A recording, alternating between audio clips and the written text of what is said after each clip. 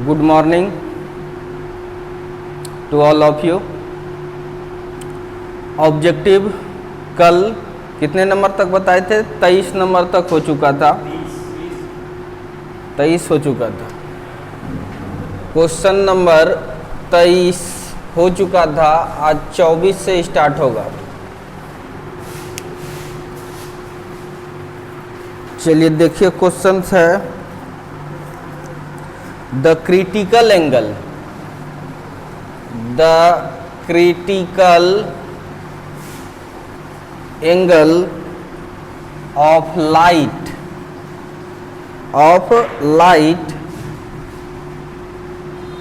passing from glass to air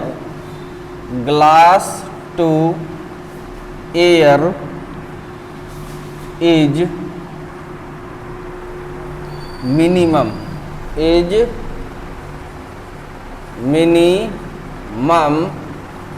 for a number कांच से हवा में प्रवेश करते समय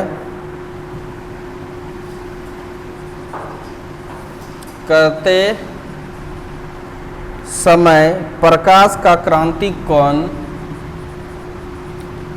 प्रकाश का क्रांतिक कोण सबसे कम होता है, सबसे कम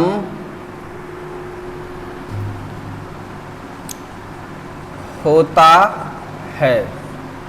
ए नंबर रेड कलर, लाल रंग। बी नंबर, हाँ सर, एक सेकंड।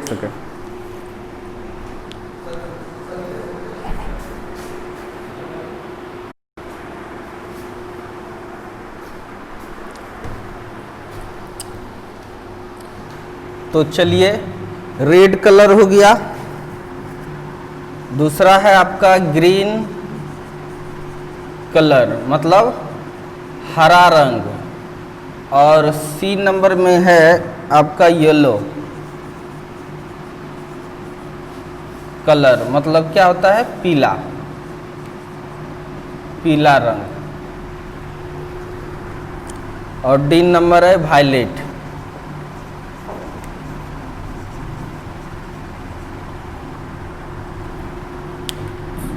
बताइए तो कौन सा होगा?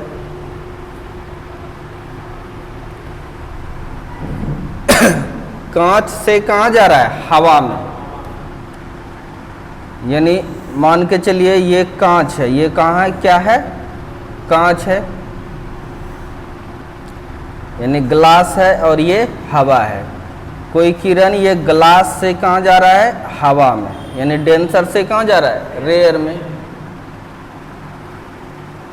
क्रांतिक कोण किसको कहते हैं? ये जो एंगल आई है, अगर यह रे रिफ्रैक्ट होकर इधर चला गया, यानी आर का मान कितना डिग्री हो जाता है? 90 डिग्री।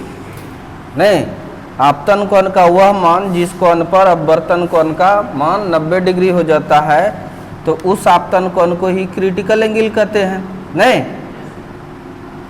ये तब इसको क्या कहते हैं हम लोग? क्रिटिकल एंगल कहते हैं। फार्मूला भी इसका हम लोग पढ़े थे, सारा चीज।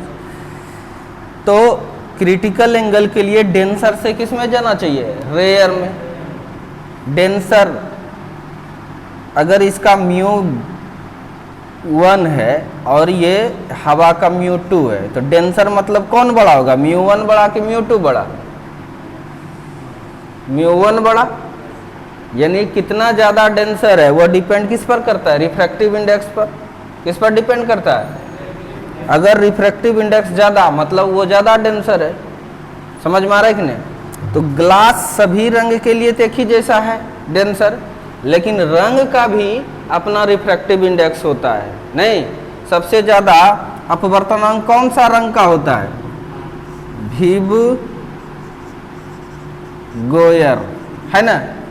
सबसे ज़्यादा अपवर्तनांक सबसे वेवलेंथ ज़्यादा इसका होगा, वेवलेंथ सबसे ज़्यादा बढ़ते जाएगा, इसका सबसे कम वेवलेंथ, इसका सबसे ज़्यादा। तो आपको बताए थे कि म्यू जो है इन्वर्सली प्रोपोर्शनल होता है वेवलेंथ का। वेवलेंथ अगर ज़्यादा तो म्यू कम, सबसे कम म्यू किसका होगा, आर का। किसका होगा, आर का। आर का जब सबसे कम म्यू होगा, नहीं इसका मतलब आर कम घना है, समझ में आ रहा है कि नहीं। अगर लेमडा सबसे कम लेंगे तो म्यू क्या होगा, सबसे ज़्यादा। सबसे कम लेमडा किसका है, वायलेट कलर का। किसका है, वायलेट कलर का सबसे कम लेमडा है, तो इसका मतलब वायलेट का म्यू सबसे ज़्यादा है। इसका मतलब इस क्वेश्चन में कौन सा आंसर आएगा, डी नंबर। यानी कांच से हवा में प्रवेश करते समय प्रकाश का क्रांतिक कोण सबसे कम किसका होगा, वायलेट कलर का, क्योंकि रिफ्रैक्टिव इंडेक्स वायलेट कलर का सबसे अधिक होता है। नहीं, लिखिए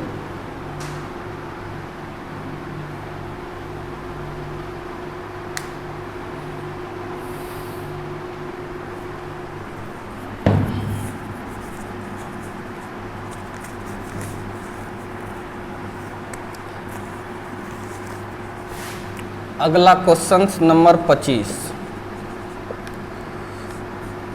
the focal length of a lens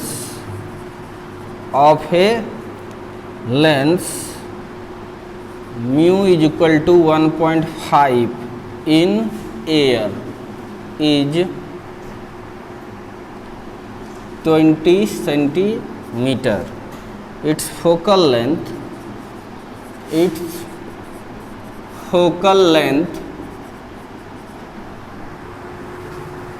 in a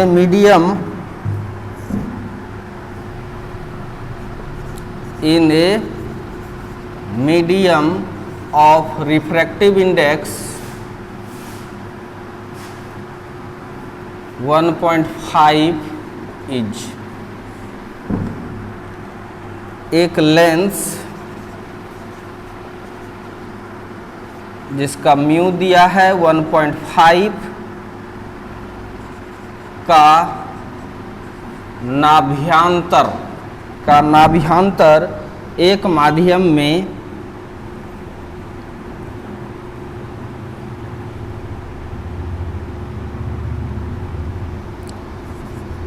हवा में 20 सेंटीमीटर है। इसका नाभ्यांतर एक माध्यम में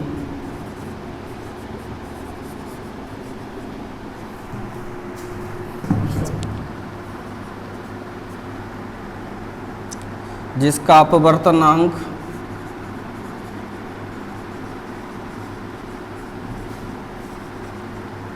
1.5 है, हो जाता है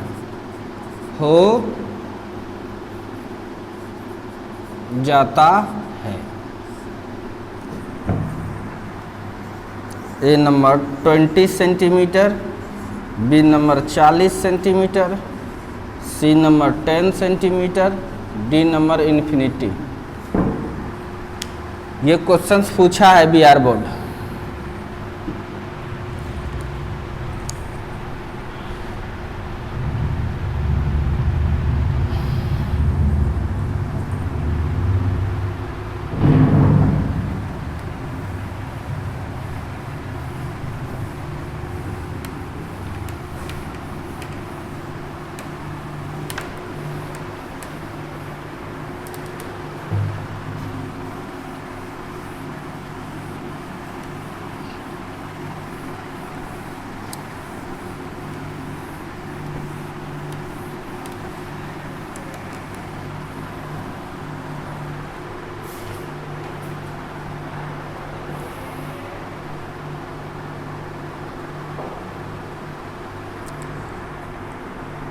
कह रहा है कि एक लेंस है जिसका रिफ्रैक्टिव इंडेक्स 1.5 है, एक लेंस है, ये लेंस है सपोज दैट, और इसका रिफ्रैक्टिव इंडेक्स दिया हुआ है म्यू इज इक्वल टू कितना है 1.5। समझ में आ गया।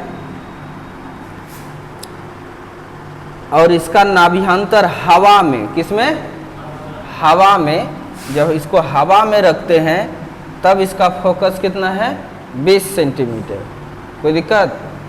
अगर ये एयर मीडियम है, इधर भी एयर है और इधर भी एयर है, तब जो इसका फोकस है यहाँ आया और ये रे को मोड़ दिया, ये 20 सेंटीमीटर फोकस है, ये फोकस हो गया, ये दिया हुआ ये कितना है 20 सेंटीमीटर। कोई दिक्कत? अब कह रहा है इसका नाभियांतर मतलब फोकस एक माध्यम में जिसका वर्तनांक 1.5 है तो हो जाता है। अब इसको किसी माध्यम में रखते हैं, इन मीडियम, माध्यम में, सोचो तनिक, यही लेंस है, ठीक है। अब इसको एक मीडियम में रखे, कोई ये मीडियम है, इस मीडियम में इसको रखे, ठीक है। तो इसका रिफ्रैक्टिव इंडेक्स कितना है 1.5 हवा का भी। अगर कोई माध्यम में रखे भी तो इसका भी रिफ्रैक्टिव इंडेक्स कितना करा 1.5। क्या करा है? म्यू का वैल्यू क्या करा है? ये भी 1.5 है। क्या है कि नहीं? ऐसा क्वेश्चन बताए भी है। तो बताइए, तो कौन रेयर कौन डेंसर? सब एक जैसा है। बोलो, रेयर से डेंसर में जाता है तब मुड़ता है, या डेंसर से रेयर में आता है तभी न मुड़ेगा। ऐसे अगर मान के चलो ये प्रिंसिपल एक्सिस है, कोई रे भेजे तो जैसा मीडियम यहाँ है वैसा ही मीडियम यहाँ भी है, तो ये रे सीधे चला जाएगा कि नहीं? बोलो, दूसरा रे भी भेजे अगर तो ये भी सीधे चला जाएगा। तो मोड़ के कहीं मिलता तब ना फोकस होता। इसका मतलब फोकस कहाँ पर बनेगा? अनंत पर। कहाँ पर बनेगा? अनंत पर, ठीक है। और यह लेंस दिखेगा भी नहीं। जितना लेंस का रिफ्रैक्टिव इंडेक्स है उतने रिफ्रैक्टिव इंडेक्स अगर दूसरे मीडियम का है जिसमें लेंस को रखे हैं तो लेंस दिखाई भी, क्योंकि रे भेजेंगे तो सीधे चला जाएगा। ऐसा कॉन्सेप्चुअल क्वेश्चंस भी पढ़ाए हैं। तो ठीक है, तो फोकस क्या हो जाएगा बताइए? तो इन्फिनिटी हो जाएगा। क्या हो जाएगा? इन्फिनिटी हो जाएगा। लिखिए,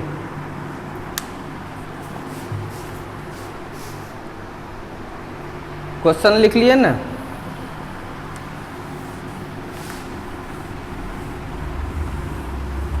ये क्वेश्चन पूछा है।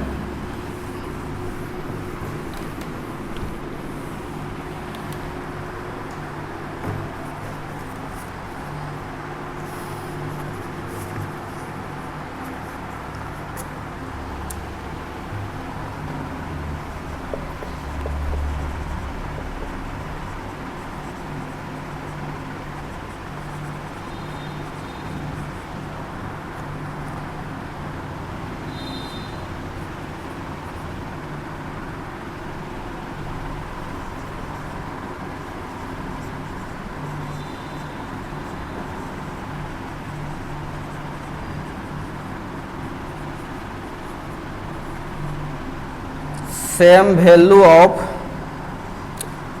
focal a convex lens is contact with concave lens of same value of focal length.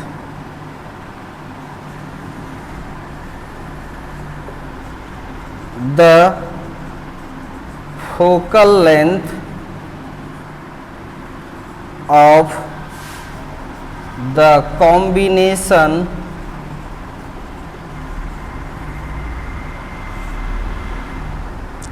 यानी कर समान फोकस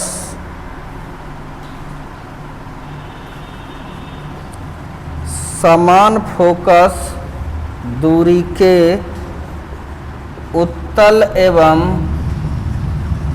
अवतल लेंस को संपर्क में रखने पर उसका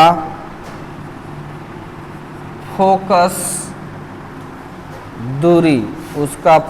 दूरी ए नंबर 2f हो जाएगा, बी नंबर 0 हो जाएगा, सी नंबर इन्फिनिटी हो जाएगा और डी नंबर f/2 हो जाएगा।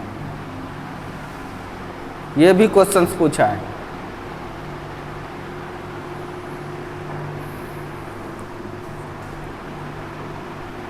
ऊपर लिख लिए हैं।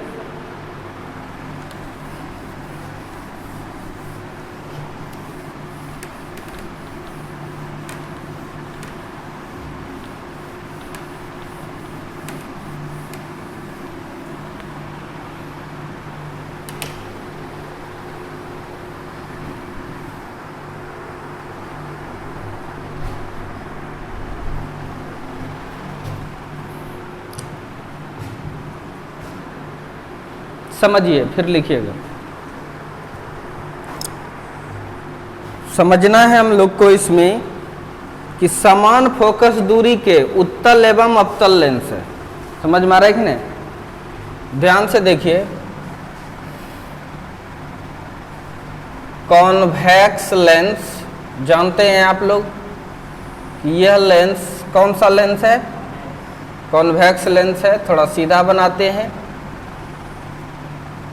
ये आपका कॉन्वेक्स लेंस है, ये आप प्रिंसिपल एक्सिस ले लिए और ये अपर्चर है।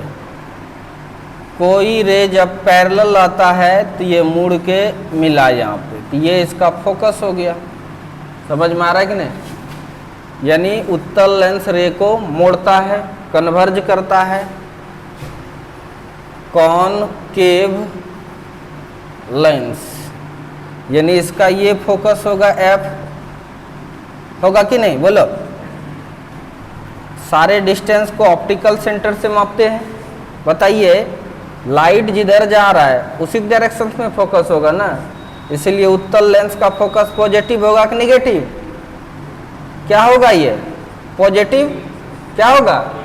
लाइट के डायरेक्शन में ली गई दूरी क्या होता है? पॉजिटिव। अगर ये अवतल लेंस है, अवतल लेंस है, तो अवतल लेंस इस तरह के लेंस को कहते हैं हम लोग। यह लेंस कौन सा है? अवतल लेंस है। आपको पता है, ये मान के चलिए प्रिंसिपल एक्सिस है इसका, कोई दिक्कत? अगर ये पैरेलल रे आता है तो इसको फैला देता है। पैरेलल रे आता है तो क्या करता है? फैला देता है। जब इसको पीछे बढ़ाते हैं हम लोग, पीछे बढ़ाते हैं तो ये इसका फोकस होता है, नहीं?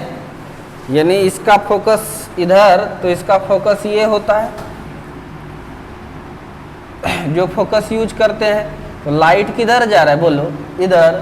और हम किधर मेजर करेंगे? इस डायरेक्शन में। सभी को ऑप्टिकल सेंटर से मापते हैं, तो ये इसका फोकस हुआ कि नहीं? तो बताइए, इसका फोकस क्या होता है? पॉजिटिव होता है कि निगेटिव? नेगेटिव होता है। क्या होता है? नेगेटिव। यानी हम लोग को पता है हम लोग को पता है कि उत्तल लेंस का फोकस पॉजिटिव होगा और अवतल लेंस का क्या होगा? नेगेटिव होगा, नहीं? यानी इसका प्लस एफ और इसका माइनस एफ। तो क्वेश्चंस का रहा है समान फोकस है, इसलिए इसका भी एफ दिखाए, इसका भी एफ दिखाए। समान फोकस दूरी के उत्तल एवं अवतल लेंस को संपर्क में रखने पर, अब दोनों को संपर्क में रखेंगे, उसका फोकस दूरी क्या होगा? सपोज दैट आफ्टर कॉन्टैक्ट, संपर्क में रखने पर, तो ये मान के चलो उत्तल हो गया, कोई दिक्कत?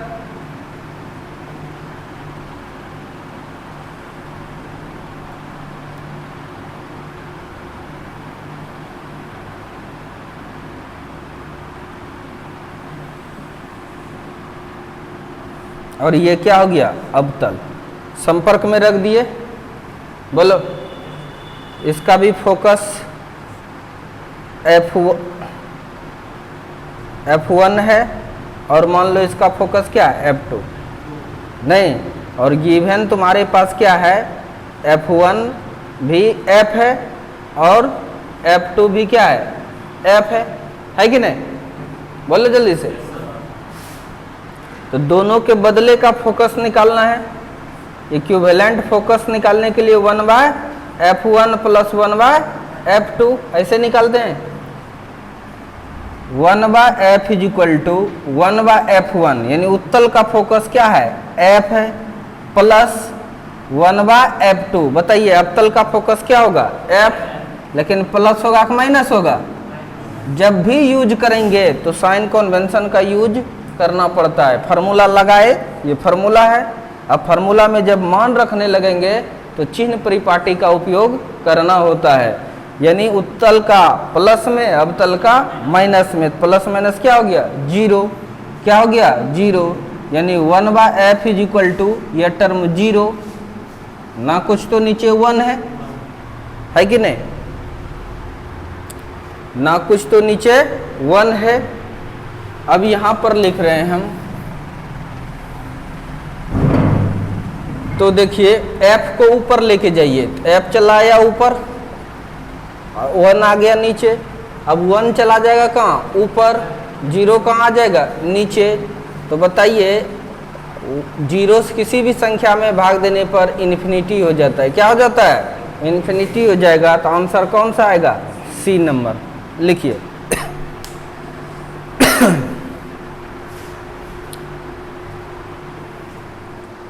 क्वेश्चन लिखे हैं,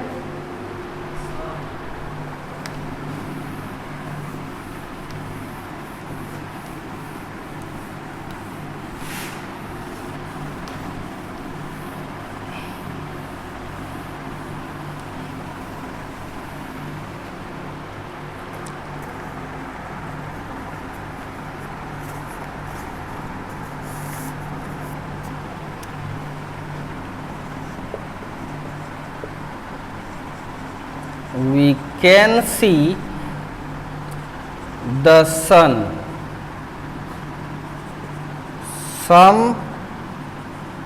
sometimes before it actually rise to horizon, and sometimes later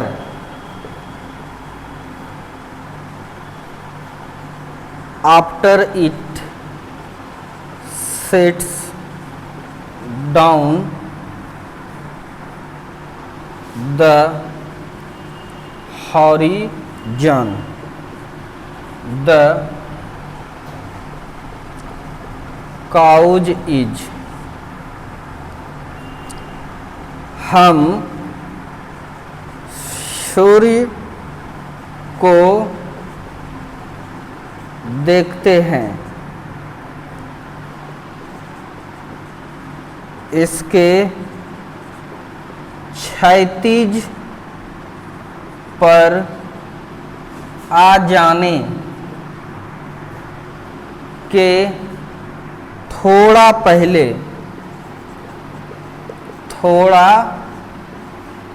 पहले तथा इसके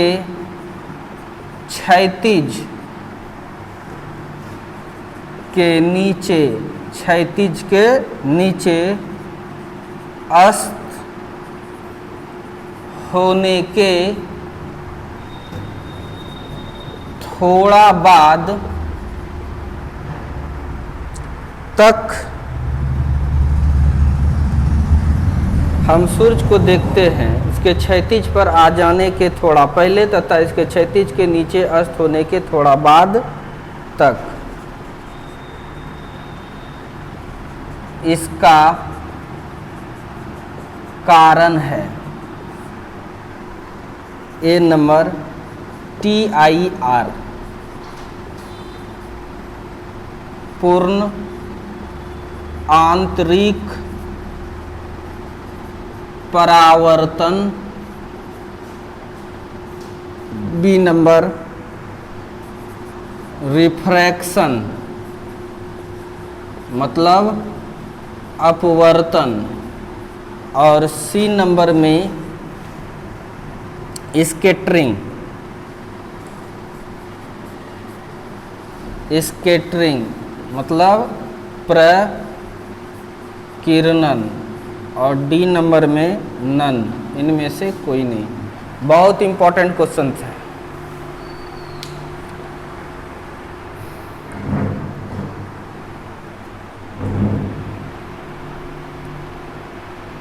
ऊपर लिख लिए हैं सब।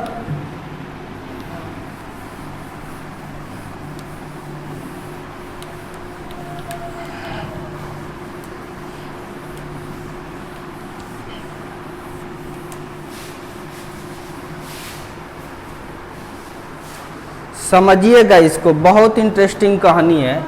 एक बार मुंह से बोल देते हैं, समझिए। देखिए, जब सूर्य उगता है, जब सन राइज होता है, उगता है, उससे 2 मिनट पहले दिखाई दे देता है। यही यहाँ कुछ देर लिखा है। सन जब राइज होता है, उगता है, ध्यान दो, सन जब राइज होता है, कॉन्सेप्चुअल है। सन जब राइज होता है यानी उगता है, तो उससे 2 मिनट पहले दिखाई दे देता है। और सन डूब जाता है तो 2 मिनट बाद तक दिखाई देता है। बात को समझा? यानी जिस समय सूर्य उगता है उस समय तुम ओरिजिनल सूर्य को देखते नहीं हो, इसीलिए उसको आराम से आंख से देख सकते हैं, आंख में कष्ट नहीं होता है। लेकिन जब सूर्य उग जाएगा उस समय देखोगे तो आंख पर प्रभाव पड़ने लगेगा। समझ में आ रहा है कि नहीं? यानी फर्स्ट टाइम जो तुमको सूर्य उगता हुआ दिखाई देता है वो एक्चुअल में सन वो नहीं होता है, नहीं, सन कहीं और होता है, उसका रिफ्रैक्टेड इमेज दिखाई देता है हम लोग को। समझ में आ रहा है कि नहीं? और सन जब डूब जाता है, ध्यान दो, जब सन डूब जाता है, ठीक है, उसके 2 मिनट बाद तक भी सन दिखाई देता है। उस समय भी तुम सन को देखोगे तो तुम्हारे आंख पर प्रभाव नहीं पड़ेगा। समझ में आया? तो वही क्वेश्चंस कर रहा है कि हम सूरज को देखते हैं इसके क्षैतिज पर आ जाने के थोड़ा पहले तक तथा इसके क्षैतिज के नीचे अस्त हो जाने के थोड़े बाद तक। इसका कारण है, क्या कारण है? वेरी गुड, क्या कारण है? रिफ्रैक्शंस। क्या कारण है? रिफ्रैक्शंस।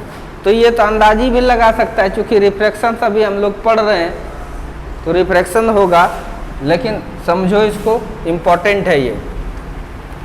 देखिए, ये हमारा पृथ्वी है,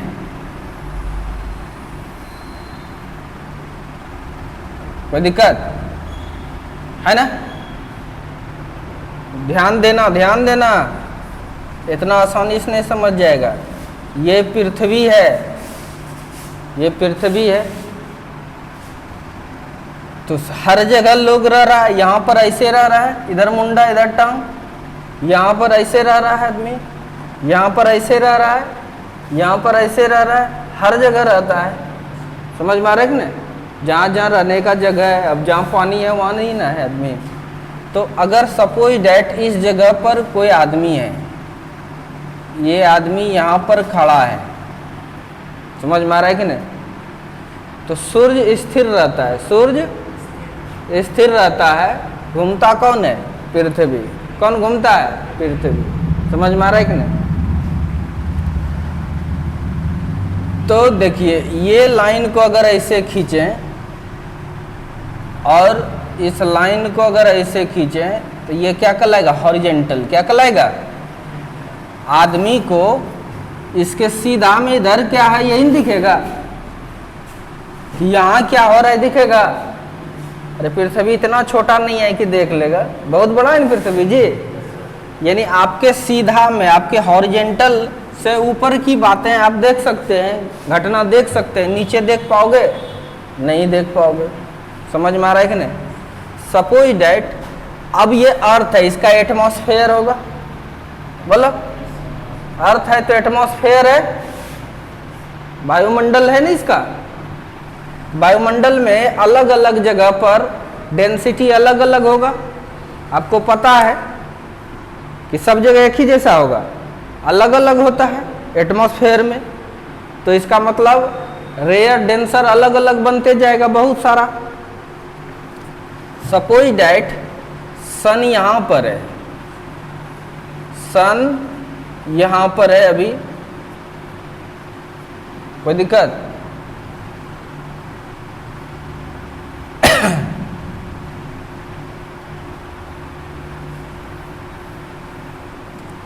तो बहुत सारे एटमॉस्फेरिक लेयर होगा, बहुत सारे एटमॉस्फेरिक लेयर होगा। तो ये यहाँ से एक ही लेयर दिखाते हैं हम, बहुत सारा होगा लेकिन हम कितना दिखा रहे हैं? एक। ये यहाँ आया, फिर इस जगह रिफ्रैक्शन हुआ,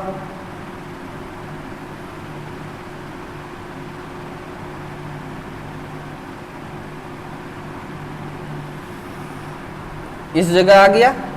सपोज डैट कोई रे सन से, अब बहुत सारा लेयर होगा तो ये रिफ्रैक्शन होगा, रिफ्रैक्शन होके इसके आंख तक पहुंचा, समझ में आ रहा है कि नहीं? इसके कहाँ तक पहुंचा? आंख तक पहुंचा। तो इसको क्या लगेगा? इस लाइन को आगे बढ़ाएगा तो इसको क्या लगेगा? सन यहाँ पर है, लगेगा कि नहीं? एक्चुअल में कहाँ था? एक्चुअल में सन यहाँ है, लेकिन ये इसका क्या बन गया बताइए? Refracted image. तो बताइए, ये तो दूर है, ये नज़दीक हो गया, तो नज़दीक का चीज़ पहले दिखाई देगा कि नहीं? इसीलिए अब सूरज अभी डूबा भी नहीं है, मानो इधर डूब रहा है, मानो इधर डूब या डूब गया, सूरज इधर डूब गया तो फिर भी दिखाई दे रहा है, कोई दिक्कत? उसी तरह से यहाँ पर भी होगा,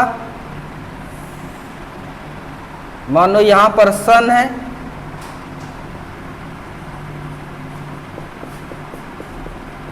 ठीक है, मानो यहाँ पर सन है, रिफ्रैक्शन होकर इसके आंख पर पहुंचा, तो ये तो टेढ़ा हो गया, इसको क्या लगेगा कि इधर कहीं है? नहीं, इसको लगेगा कि इधर है, इधर है, इधर है सन। ये ओरिजिनल सन है, ये भी ओरिजिनल सन है, समझ में आ रहा है कि नहीं? लेकिन सन अभी यही है, सन अभी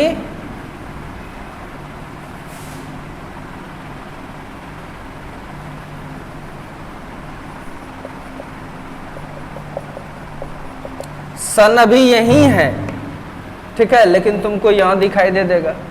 यानी सूरज उगने से, सूरज आएगा यहाँ तब ना दिखाई देता, सूरज उगने से 2 मिनट पहले दिखाई दे देता, और सूरज डूबने से 2 मिनट बाद तक दिखाई देता है। ये किसके कारण हो रहा है? रिफ्रैक्शंस के कारण होता है, समझ में आ रहा है कि नहीं? तो 2 नंबर क्वेश्चंस में भी पूछ देगा तो क्या कहेंगे? प्रकाश के अपवर्तन के कारण ऐसा होता है, या due to refraction of light. लिखोगे लिख लो।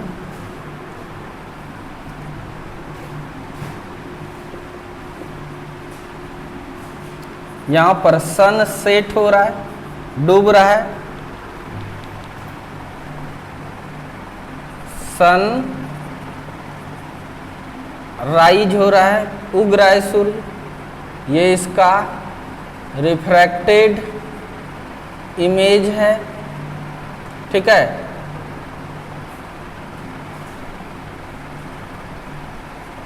अपवर्तित प्रतिबिंब, प्रतिबिंब ये भी है आपका अपवर्तित प्रतिबिंब।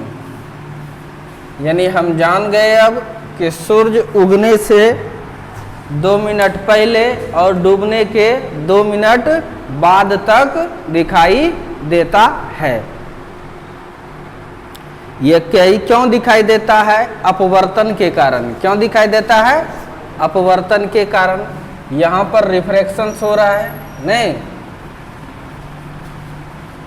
कैसा रिफ्रैक्शन? तो वायुमंडलीय रिफ्रैक्शन, नहीं, एटमॉस्फेरिक रिफ्रैक्शन। रिफ्रैक्शन मतलब अपवर्तन। और यहां पर भी रिफ्रैक्शन हो रहा है, अपवर्तन। नीचे क्वेश्चन लिखा,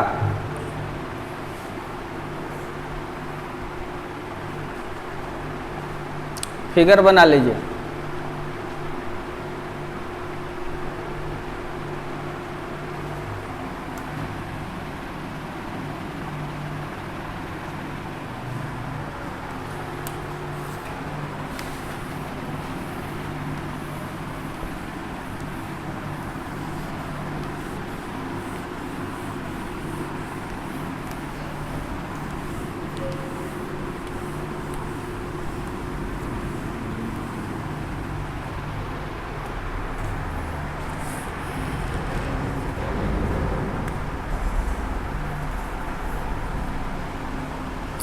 अट्ठाईस number question,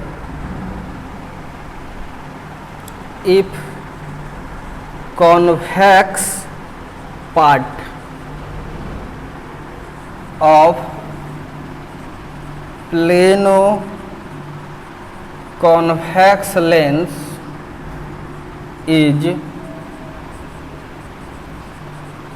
silvered, then its focal length will be, focal length will be,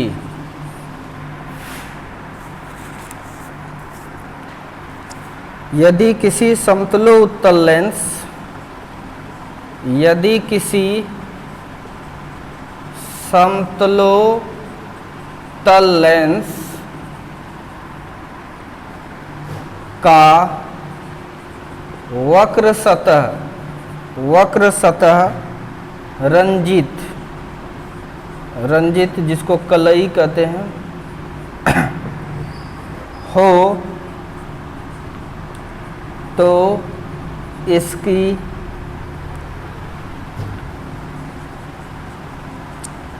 focus दूरी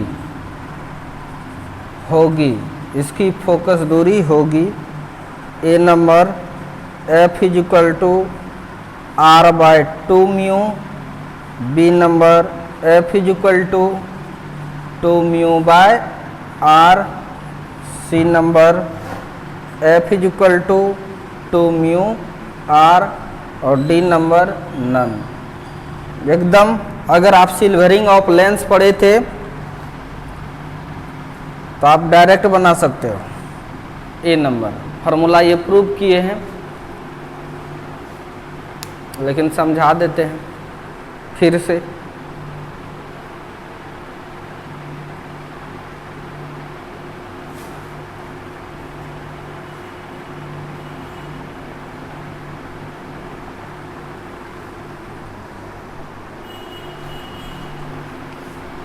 मिटा दूं? हैं? ऊपर वाला ही बोल रहे, ऊपर वाला मिटाएं?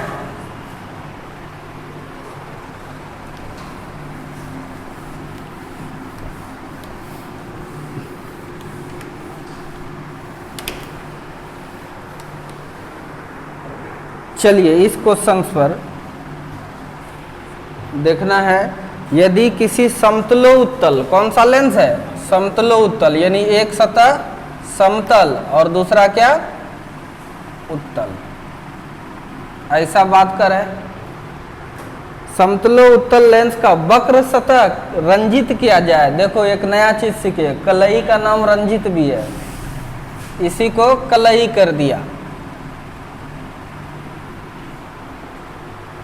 तो फोकस दूरी अब क्या होगा, समझ में आ रहा है कि नहीं?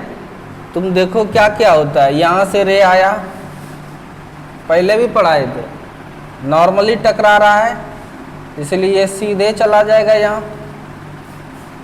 बोलो जाएगा कि नहीं। उसके बाद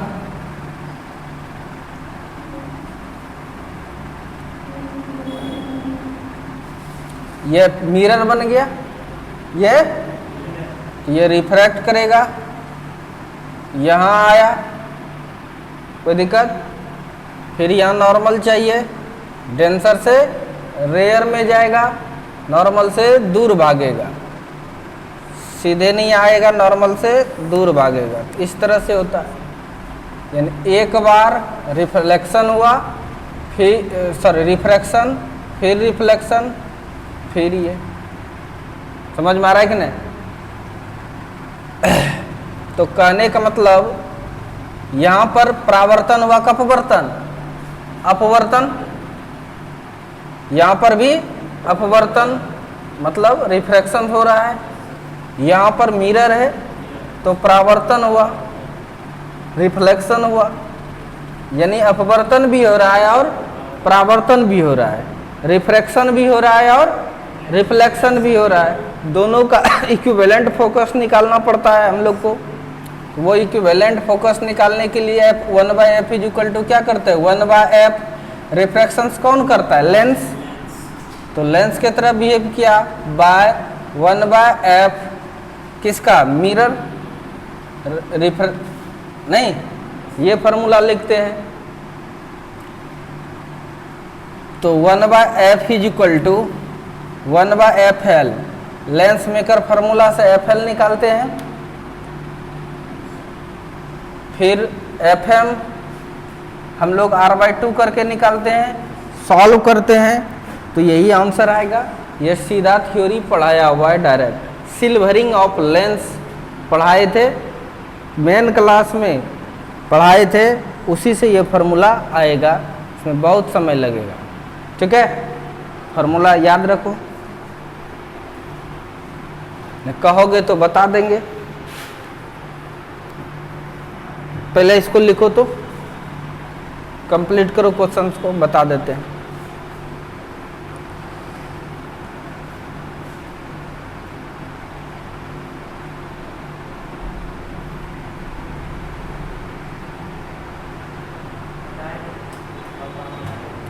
बताए थे ना, डायरेक्ट है ना थ्योरी, यही है ना, छोड़ देते तब। R/2 में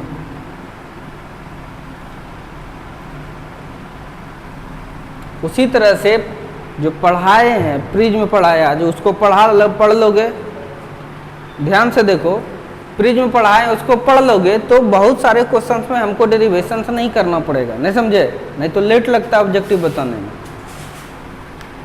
इसलिए नोट्स बना के रखो, तो आप केवल हिंट्स करेंगे तो आपको समझ में आएगा। क्या लगता है, आराम से रात में बैठो और नोट्स बनाओ, समझो भी उसको।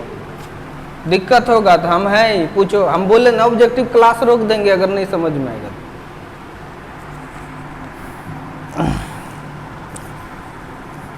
अब हम लोग 29 नंबर क्वेश्चंस पर चलते हैं। A lens is cut into 2 parts, L1 and L2, as in figure,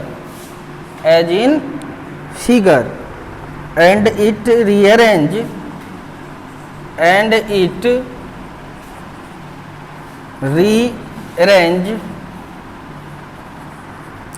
in different way,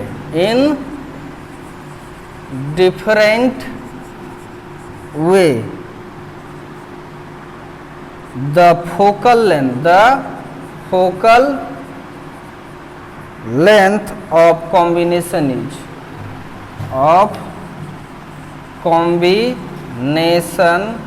is करे चित्रानुसार एक उत्तल लेंस को 2 भागों में, किसमें, दो भागों में काटा जाता है तथा भिन्न भिन्न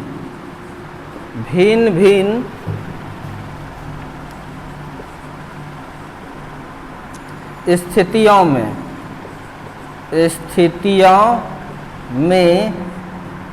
रखा गया है।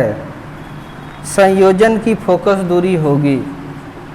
संयोजन की फोकस दूरी होगी। क्या होगी? यानी इस तरह से है, एक ये लेंस है, इस लेंस को ऐसे काट दिया,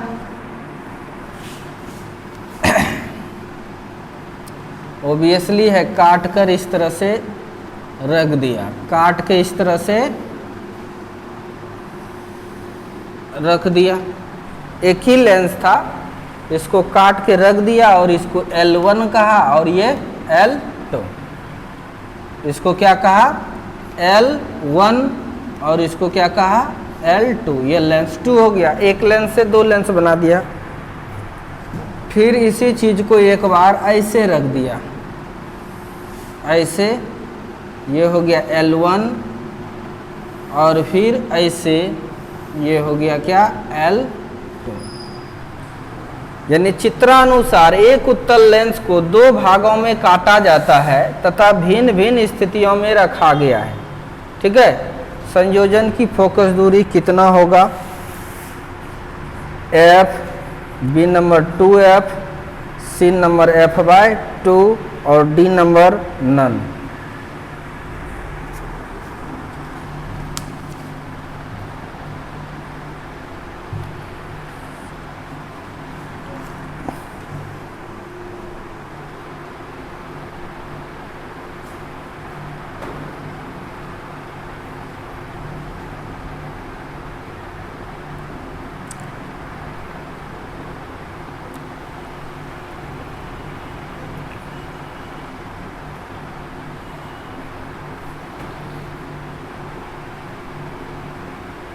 ठीक है।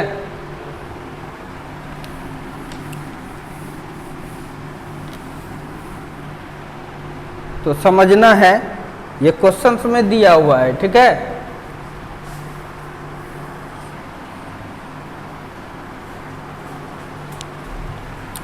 देखो, तुमको कुछ करके बताते हैं। ऐसे थ्योरी में इसको हम डायरेक्ट पढ़ाए हैं, तब फिर भी समझाना पड़ रहा है, क्योंकि सब पढ़े नहीं हो सही से। प्रिज्म से हम ऐसा नहीं करेंगे, प्रिज्म से हम ऐसा नहीं करेंगे। प्रिज्म से जो चीज़ पढ़ा दिए हैं उसका डायरेक्ट A और B बता देंगे, इसलिए पढ़ो उसको। काफ़ी एनर्जी लगता है, उतना में थ्योरी खींचा जाएगा। देखिए यहाँ एक्चुअल में ये लेंस है और ये प्रिंसिपल एक्सिस है। कोई रे गया, कोई दिक्कत? ये वाला रे भी मोड़ता है एक्चुअल में, फिर यहाँ डेंसर से रेयर में जाएगा तो ये भी मोड़ता है, दो बार मोड़ता है जिसके जो फोकस होता है। लेकिन हम लोग क्या करते हैं, एक बार घुसा दिए अंदर और ऐसे कर देते हैं। एक्चुअल में कितने बार में होता है? 2 बार। कितने बार? 2 बार। समझ में आ रहा है कि नहीं? तो ये लेंस है और लेंस का ये फोकस है। इस फोकस को हम करें F। क्या करें? F। हम इसको मिटाऊं, इसको इंग्लिश मिटाएं।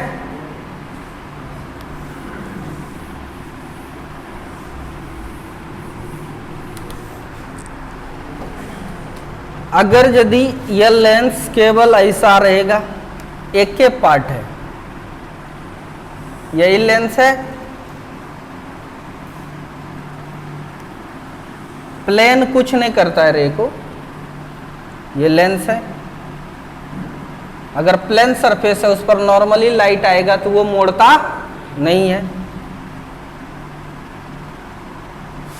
प्रिंसिपल एक्सिस हो गया, अब चलिए देखिए, यही रे इसमें भेजो, भेजे, यहाँ आया है, तो केवल यही वाला फेस न मोड़ेगा, यहाँ 2 बार मोड़ा तब ना, अगर एक ही बार मोड़ता तो यहाँ फोकस होता, बोलो, यानी एक फेस के कारण यहाँ फोकस था, यानी इसका मतलब ये जो फोकस होगा बढ़ जाता है। सब मैथमेटिकली प्रूव कर दिए, समझे। अगर ये इस लेंस का, पूरे लेंस का फोकस f है तो इसका कितना हो जाएगा 2f, कितना हो जाएगा 2f, सब प्रूव किया हुआ है, समझ में आ रहा है कि नहीं। तो अगर इसका फोकस आप f करे हो, इसका 2f, इसका फोकस कितना हो जाएगा 2f, इसका भी कितना हो जाएगा 2f, तो इसका भी कितना हो जाएगा 2f, इसका भी कितना हो जाएगा 2f, समझ में आ रहा है कि नहीं। तो कह रहा है कि चित्रानुसार एक उत्तल लेंस को 2 भागों में काटा जाता है, ठीक है, काट दिया, तथा भिन्न भिन्न स्थितियों में रखा गया। एक स्थिति ये है, दूसरा स्थिति ये है, रखा गया। संयोजन की फोकस दूरी, अब इसका फोकस दूरी निकालेंगे हम लोग, समझ में आ रहा है कि नहीं। तो 2 फोकस है, दोनों को क्या करना होगा, जोड़ना होगा, नहीं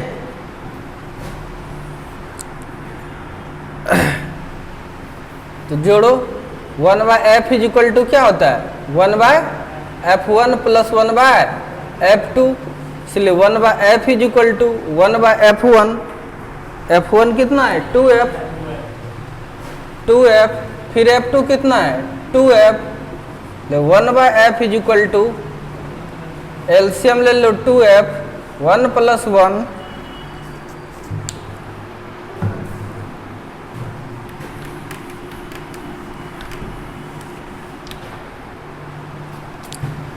तो 1/f is equal to 2/2f, 2 ने 2 को कैंसिल कर दिया, f ऊपर चला गया, इधर से ये भी ऊपर चला गया, यानी f किसके बराबर है बताइए तो f, यानी एक लेंस है, इसको काट के इस तरह से रख भी देंगे तो फिर भी फोकस क्या होगा f, ऐसे भी रखोगे फिर जोड़ोगे तो क्या आएगा f, समझ में आ रहा है कि नहीं। तो कौन सा आंसर आएगा ए नंबर, कौन सा आएगा ए नंबर।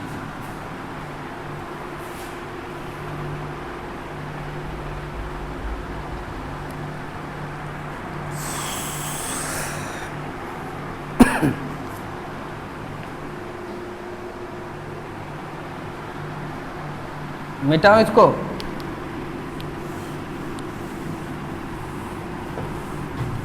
प्रिज्म से हम यह मान के नहीं चलेंगे कि बच्चा नहीं पढ़ा है, हम यह मान के चलेंगे कि बच्चा पढ़ा है।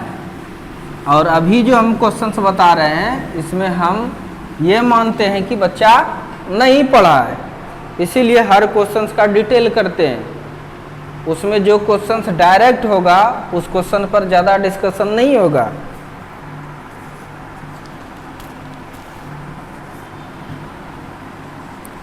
तेईस नंबर, इसलिए डिस्पर्सन ऑफ लाइट स्टार्ट हो गया है और कल फर्स्ट लेक्चर पढ़ा दिए हैं, कंटिन्यू पढ़ते रहिए और नोट्स बनाइए। Refractive index of water and glass are 4/3 and 3/2 respectively. The relative refractive index of water with respect to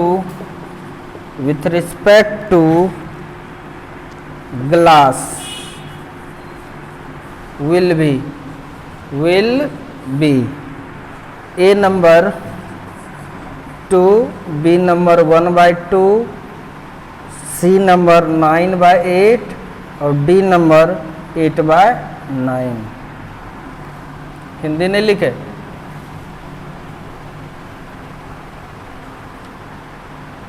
Hindi नीचे लिख देता हूं। जल एवं कांच जल एवं कांच का अपवर्तनांक क्रमशः 4/3 एवं 3/2 है।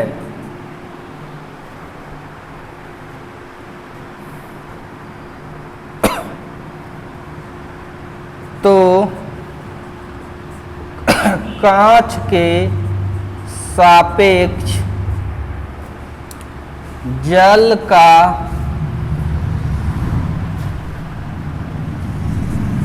सापेक्षिक अपवर्तनांक होगा।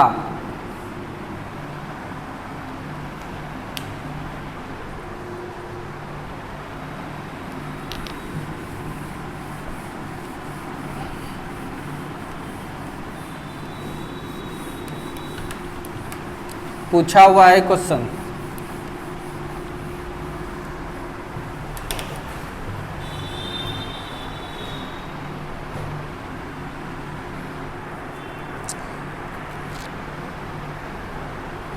चलिए देखिए, तुम्हारे पास गिवन क्या क्या दिया हुआ है।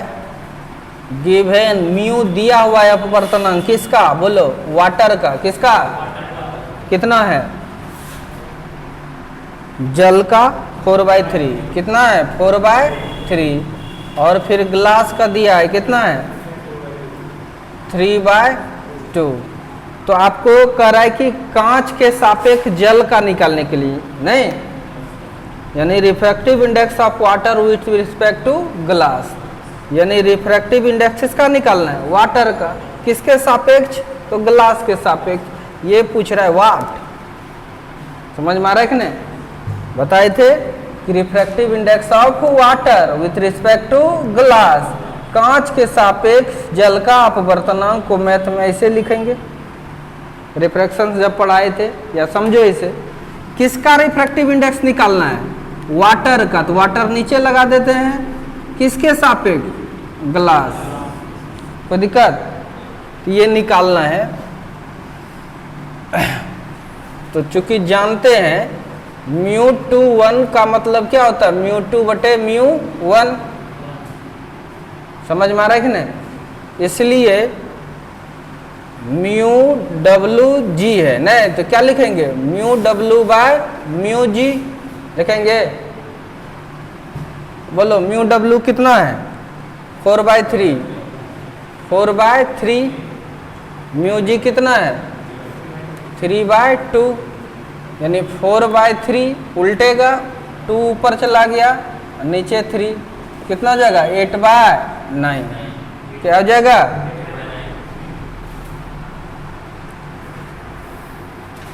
अगर ध्यान से देखो, अगर तुमसे ये पूछता, क्वेश्चन बन गया 8/, पहला नंबर, अगर दूसरा नंबर पूछा नहीं है ये, ठीक है, पूछता ये refractive index of glass with respect to water, समझे ना, ग्लास का अपवर्तनांक जल के सापेक्ष, ये कहता। तो इसके लिए फॉर्मूला निकालते, μGW है तो क्या लिखते, μG/μW। μG का वैल्यू कितना है, 3/2 है ना, यानी इसको उलट जाता है। कोई दिक्कत, चलो लिखो। बस आज इतना ही रहने दीजिए, फिर हम आगे देखेंगे। देखिए, सभी स्टूडेंट से विनम्र निवेदन है कि डिस्पर्सन ऑफ लाइट स्टार्ट हुआ है, अभी जस्ट एक लेक्चर अपलोड हुआ है, उसमें प्रिज्म के बारे में बताए हैं और रिफ्रैक्शंस थ्रू प्रिज्म पढ़ाए हैं, प्रिज्म फार्मूला पढ़ाए हैं, और प्रिज्म जो डेविएट करता है रे को, उसका न्यूनतम विचलन को पढ़ाए हैं, डेविएशंस, मिनिमम डेविएशंस के लिए फार्मूला पढ़ाए हैं। तो ये सब अगर आप पढ़े रहेंगे तब प्रिज्म पर जो क्वेश्चंस होगा, बोर्ड मॉडल क्वेश्चंस, वो बड़ा आसानी से आप बनाइएगा। और प्रिज्म हम चूँकि पढ़ा रहे हैं, आप लोग के साथ साथ